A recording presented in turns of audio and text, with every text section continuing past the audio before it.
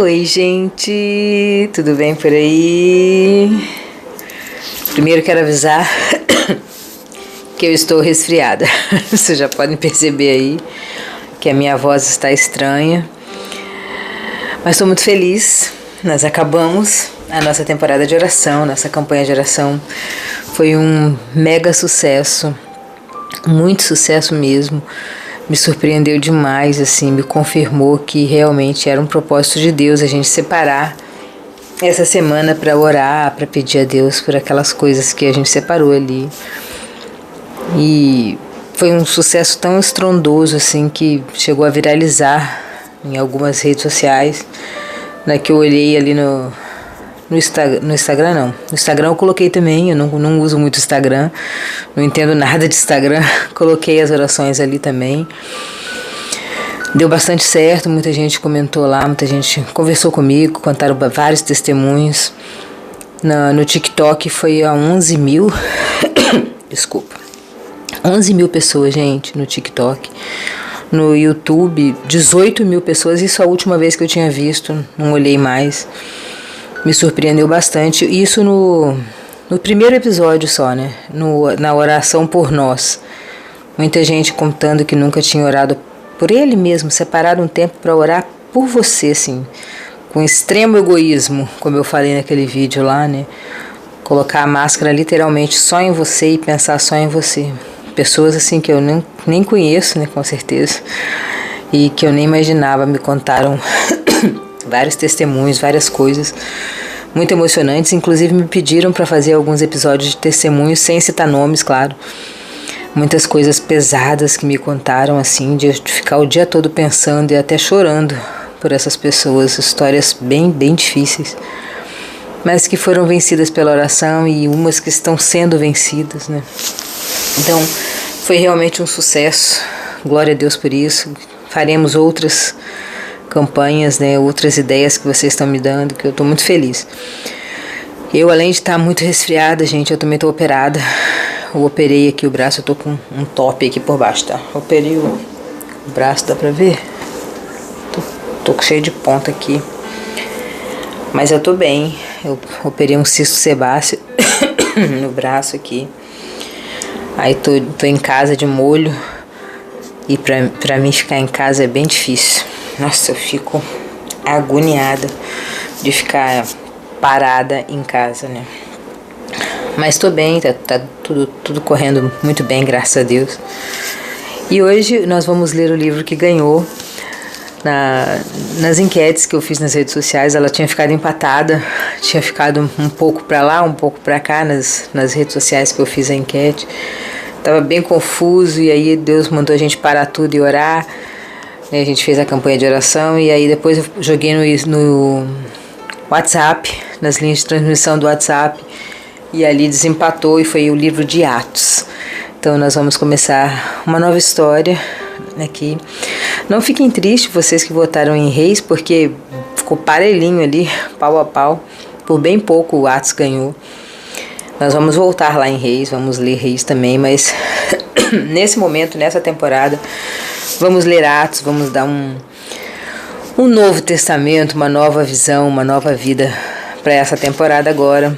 Vamos falar do Espírito Santo, vamos falar de Jesus, vamos falar como que começou a igreja, como que começou toda essa história de Jesus Cristo, do Espírito Santo, essas coisas.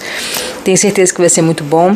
Peço que tenham paciência comigo, porque eu tô resfriada, tossindo e operada ainda. Mas vai dar certo. A música que nós estamos ouvindo aqui, deixa eu me lembrar qual é. Fundo musical Presença do Espírito Santo. Claro, deveria ser essa, já que a gente vai falar muito do Espírito Santo aqui nessa temporada. Cícero Euclides, fundo musical Presença do Espírito Santo de 2020. Se você quiser ouvir aí na sua casa também. Como sempre, nós começamos a temporada, nós vamos ler a introdução aqui da minha Bíblia. Tem o link da Bíblia aí, da minha Bíblia, dessa aqui de capa dura, de capa de couro. Aí embaixo todas as redes sociais eu coloco o link da Bíblia. Eu vou ler essa introduçãozinha aqui pra gente, depois vamos ler o capítulo e vamos ver o que o Senhor tem preparado pra gente. Tenho certeza que vai ser bênção essa temporada também, porque Deus é assim, Ele nos surpreende a cada momento. E mesmo com todas as setas malignas tentando nos impedir, nada pode impedir a nossa voz de chegar aonde ela tem que chegar, principalmente com a palavra de Deus, né? Agora eu fico pensando como que uma pessoa que está em casa, presa há mais de uma semana, mais de uma semana, presa dentro de casa, pega uma gripe. Eu não olho nem pela janela, eu falo que eu estou em cárcere privado. E eu brinco com o Roberto, meu marido, para ele levar o cachorrinho para passear. Porque eu realmente estou presa dentro de casa, sem fazer nada. Estou literalmente presa porque não tem como dirigir, não tem como eu fazer nada. Mas eu consegui pegar essa gripe aqui do nada. Eu imagino que seja, né, uma seta maligna para me atrapalhar de fazer isso aqui, mas não vai me atrapalhar. Eu vou fazer tossindo, de qualquer forma, eu vou fazer em nome de Jesus, para que a minha voz alcance o seu coração com a palavra de Deus e transforme a sua vida e que você aprenda coisas novas aqui. Vamos lá? Atos dos Apóstolos são os atos, as situações, as coisas que eles fizeram naquela época lá, né? Atos dos Apóstolos é o livro que continua a história de Jesus e dos evangelhos. A história é essa que começa lá no Evangelho de Lucas. O doutor Lucas, né? Era um médico.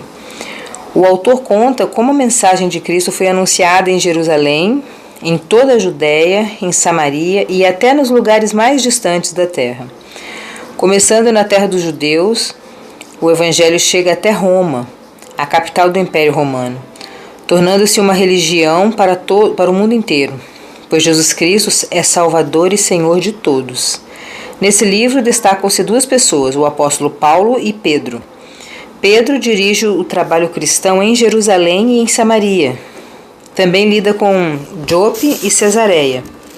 No capítulo 13 em diante, o livro fala especialmente de Paulo e das suas muitas viagens para o Império Romano. Outros líderes, como Estevão, o primeiro mártir cristão, Filipe, que anunciou o evangelho ao oficial etíope Barnabé, Timóteo e Silas, e os companheiros de Paulo, Lídia, da cidade de Filipos. Mas o papel principal é do Espírito Santo, pois é ele quem guia e fortalece os seguidores de Jesus nos trabalhos da igreja e no serviço de anunciar o evangelho pelo mundo. Então, nós vamos falar de vários personagens, mas o personagem principal que vai nos conduzir nessa temporada vai ser o Espírito Santo. Então, que ele mesmo que mora dentro de nós, fale com você, transforme a sua vida, abre o seu coração que o Senhor vai falar com você agora. Vamos ver o que temos para o maná de hoje, só de hoje. No primeiro livro que eu escrevi, prezado Teófilo, no primeiro livro que eu escrevi, eu contei tudo o que Jesus fez e ensinou, desde o começo do seu trabalho, até o dia em que ele foi levado ao céu. Antes de ir para o céu, ele deu ordens, pelo poder do Espírito Santo, aos homens que ele havia escolhido como apóstolos.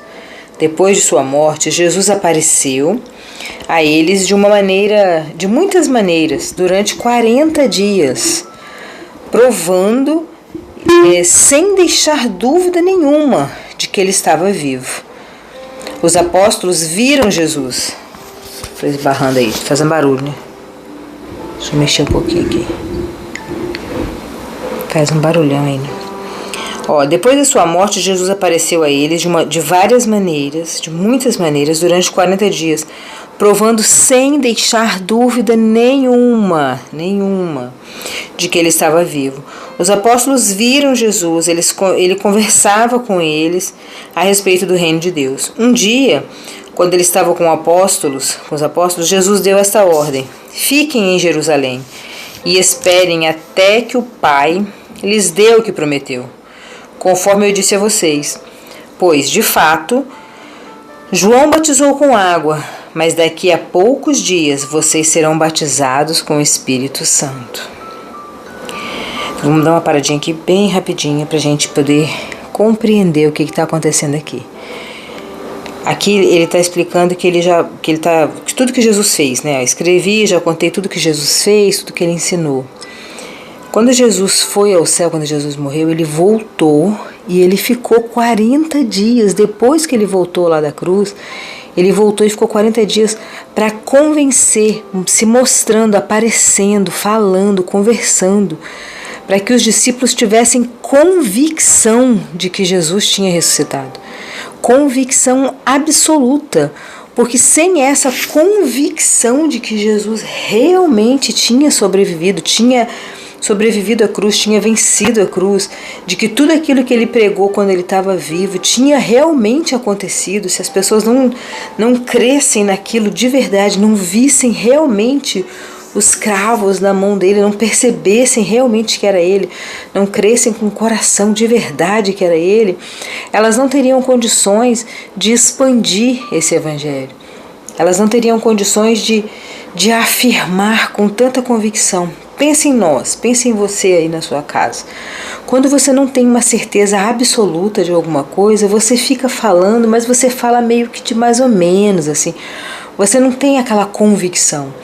Agora, quando você tem certeza do que você está falando, quando você tem convicção do que você está querendo, do que você sabe, do que você tem certeza, você fala com autoridade, você fala com certeza.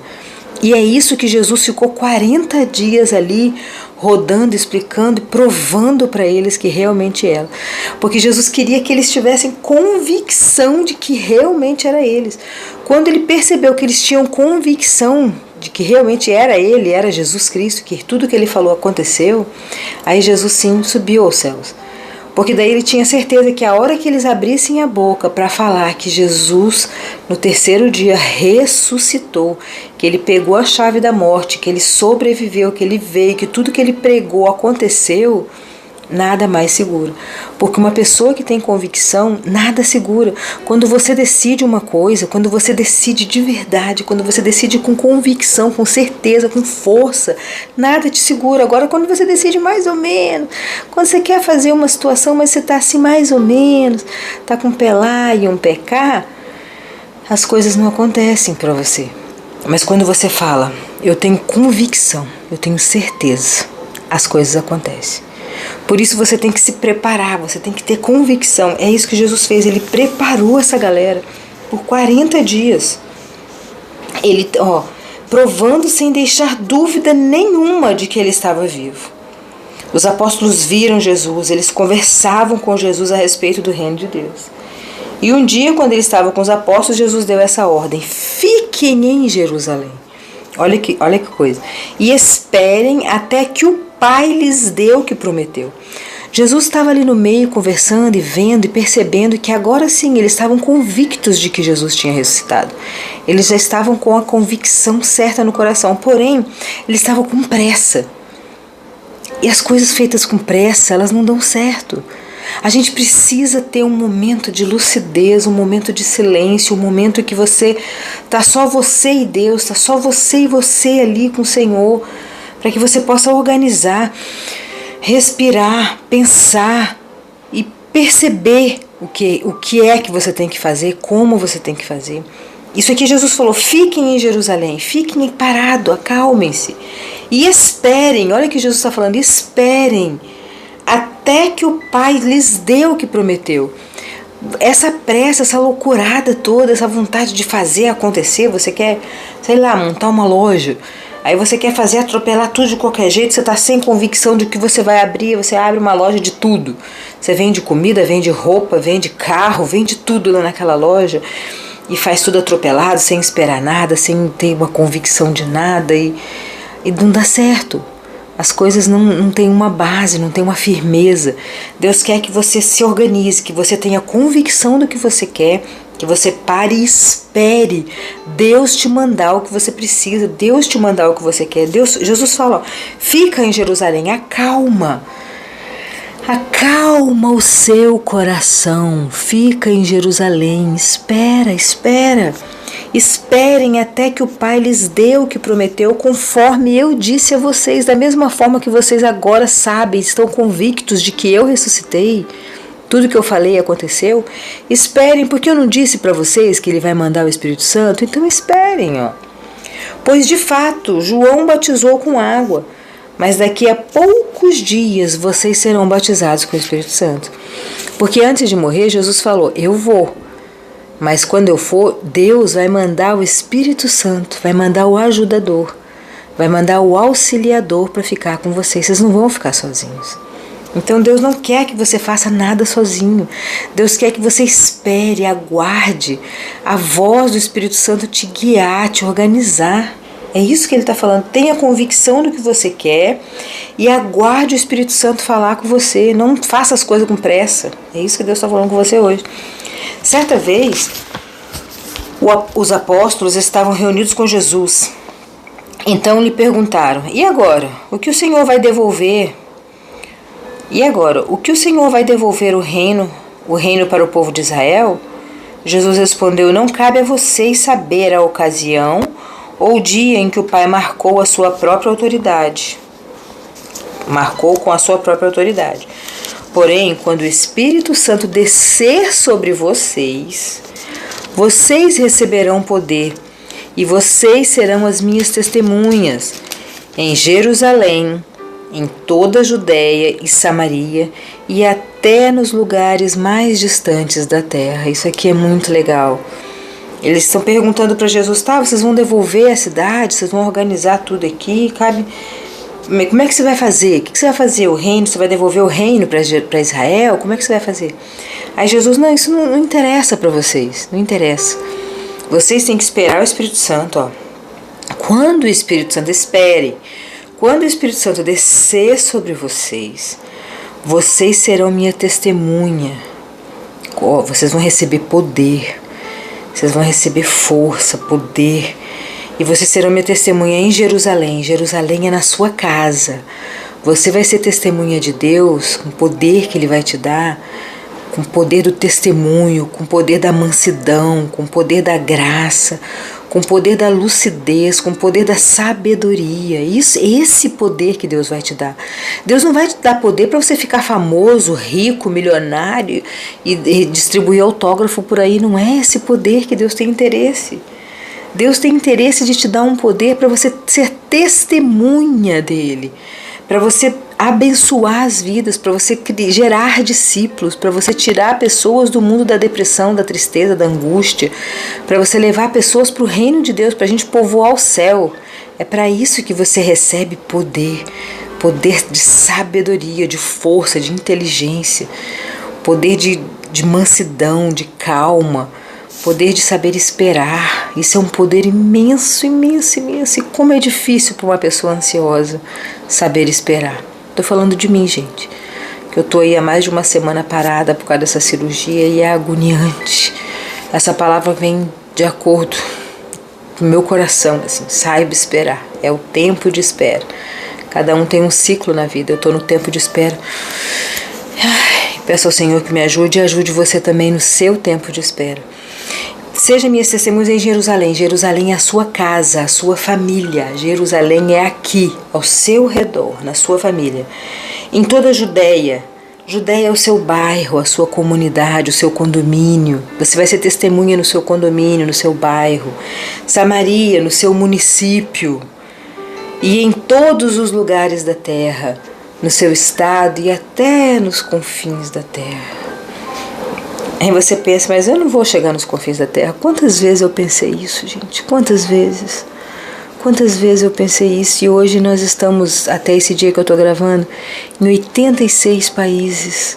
Em 86 países essa voz chega lá. A leitura da Bíblia chega nesses países. Você também, a sua voz também pode chegar através da internet, através do rádio, através de ondas sonoras e sei lá o que mais que vai aparecer no mundo aí que a gente não sabe. Então você vai receber esse poder para você ser testemunha em Jerusalém, na sua casa, em Judéia, no seu bairro, em Samaria, no seu estado, no seu país e até os confins da terra, em todos os lugares, através da internet, da televisão e de qualquer outra coisa que vai aparecer aí. É para isso que você vai receber poder, para ser bênção na vida das pessoas, para ensinar as pessoas a ter calma e a esperar as coisas acontecerem no tempo certo de Deus. Porque tudo tem um tempo determinado pelo Senhor. E a gente não pode antecipar as coisas porque dá errado depois. A gente até pode, mas depois vai dar errado. Depois de ter dito isso, Jesus foi levado para o céu diante deles. Então a nuvem o cobriu e eles não puderam vê-lo mais. Eles ainda estavam olhando firme para o céu quando Jesus subia. Quando 2 homens vestidos de branco apareceram perto dele e disseram: Homens da Galileia, por que vocês estão aí olhando para o céu? Esse Jesus que estava com vocês que foi levado para o céu, voltará do mesmo modo que vocês irão subir. Glória a Deus por isso. Por isso que nós cremos em Jesus. Da mesma forma que Ele subiu, nós também subiremos. Nós somos seguidores, nós somos pequenos cristos aqui na terra. A gente tem que fazer o que Jesus fez para ter a vida que Jesus teve, para poder ir para onde Jesus está. Como Jesus morreu e ressuscitou, nós também cremos que morreremos e também ressuscitaremos e também iremos para o céu, que a gente dá nome de céu, mas sabemos que é uma nova terra sem o pecado, né? Sem a dor, sem o sofrimento. Então os apóstolos desceram do Monte das Oliveiras e voltaram para Jerusalém, o monte que fica mais ou menos a 1 quilômetro da cidade. Quando chegaram à cidade, eles foram até a sala onde estavam hospedados, a qual ficava no andar de cima da casa. Os apóstolos eram Pedro, João, Tiago, André, Filipe, Tomé, Bartolomeu, Mateus, Tiago, filho de Alfeu, Simão, o nacionalista, Judas, o filho de Tiago. Eles sempre se reuniam todos juntos para orar com as mulheres, a mãe de Jesus e os irmãos dele. Num desses dias de reunião estavam presentes mais ou menos 120 seguidores de Jesus. Nessa reunião, Pedro se levantou e disse: Pedro era colérico, né? Agitado. Meus irmãos, tinha que acontecer aquilo que o Espírito Santo, por meio de Davi, disse nas Escrituras Sagradas a respeito de Judas, que foi o guia daqueles que prenderam Jesus. Judas era do nosso grupo e foi escolhido para tomar parte do nosso trabalho. Com o dinheiro que tinha recebido pelo seu crime, Judas comprou um terreno. Nesse terreno ele caiu e se arrebentou, e os seus intestinos se esparramaram. Todos os moradores de Jerusalém ficaram sabendo disso. Por isso deram àquele terreno o nome de Alcedama, que na língua deles quer dizer campo de sangue. E Pedro continuou: Isso é o que está escrito no livro dos Salmos, que a casa dele fique abandonada e ninguém mais more nela. E também diz que outra pessoa faça o trabalho que ela fazia. Portanto, precisamos escolher outro homem para pertencer ao nosso grupo e ser testemunha junto conosco da ressurreição de Jesus, do nosso Senhor Jesus. Deve ser um daqueles que nos acompanharam durante o tempo em que o Senhor Jesus andou entre nós, desde que foi batizado por João até o dia em que ele foi levado para o céu. E foram apresentados 2 homens, José, chamado Barsabás, que tinha apelido de Justo, e Matias, e em seguida oraram dizendo: Senhor, Tu conheces o coração de todos, mostra agora qual dos 2 escolheste para trabalhar conosco como apóstolo, pois Judas abandonou este trabalho e foi para o lugar que ele merecia. Depois fizeram um sorteio para escolher um dos 2. O nome sorteado foi o de Matias, que se juntou ao grupo dos 11 apóstolos. E assim finalizamos o capítulo 1, bem pequenininho, curtinho. Eles estavam conversando ali na sala, né, já que Judas tinha feito tudo o que fez, que nós já sabemos, né, vendeu Jesus por 30 moedas, comprou o terreno virou um campo de sangue, ninguém usou aquele terreno para nada, ficou abandonado lá. E aí eles fizeram o sorteio ali e Matias substituiu Judas.